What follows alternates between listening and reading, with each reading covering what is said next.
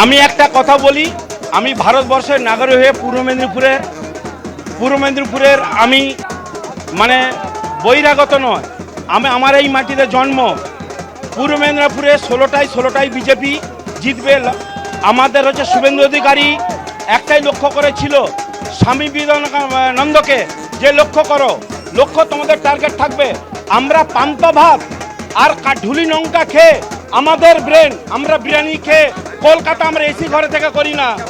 আর আমরা গামছা পরে, আমি একটা কথা বলি, আমরা হচ্ছে শুভেন্দু অধিকারী আমাদের একটাই কথা বলেছে, বদলা চাই, বদল চাই। নরেন্দ্র মোদী করে বলেছে কি 9 তারিখ নতুন মুখ্যমন্ত্রী শপথ নেবেন এরকমই তথ্য সামনে আসে। তবে এখন কিন্তু ছবিটা একেবারে গেরুয়া আবিরে পরিপূর্ণ। আমরা সেই তমলুকে চলে যাব, আমাদের প্রতিনিধি সন্দীপ সরকার রয়েছেন। উচ্ছ্বাসের ছবিটা সন্দীপ।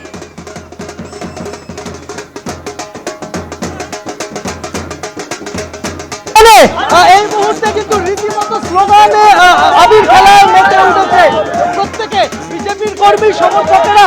তারা এখানে আমরা দেখতে পাচ্ছি যে আবির খেলতে ব্যস্ত, তারা স্লোগান দিচ্ছেন এবং আমরা এখানে দেখতে পাচ্ছি যে গেরুয়া পতাকা নিয়ে, বিজেপির দলীয় পতাকা নিয়ে, গেরুয়া আবির নিয়ে একেবারে উচ্ছ্বাসে একদম উচ্ছ্বাসে ফুটছেন এক প্রকার বলা যেতে পারে এখানে বিজেপির কর্মী সমর্থকেরা।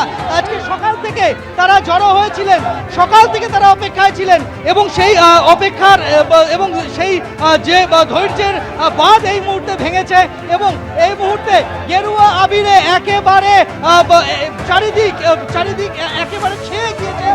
আমরা দেখতে পাচ্ছি এখানে বিজেপির কর্মী সমর্থকেরা তারা এখানে আবির খেলায় মতো, কোথাও এখানে ঢাক বাজছে, কোথাও কাসর বাজছে, রীতিমতো উচ্ছ্বসিত এই মুহূর্তে বিজেপির কর্মী সমর্থকেরা। এখানে যে 16টি বিধানসভা রয়েছে পূর্ব মেদিনীপুরের, 16টি বিধানসভাতেই কিন্তু এই মুহূর্তে একেবারে 16-0 ফলাফলে এগিয়ে রয়েছে বিজেপি।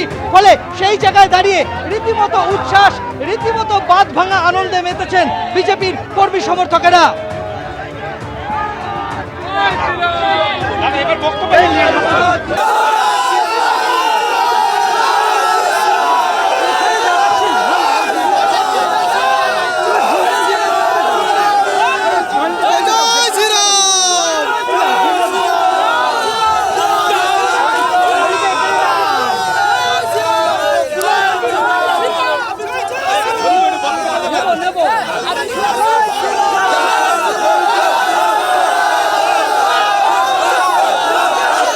এবিপি আনন্দ, এগিয়ে থাকে, এগিয়ে রাখে।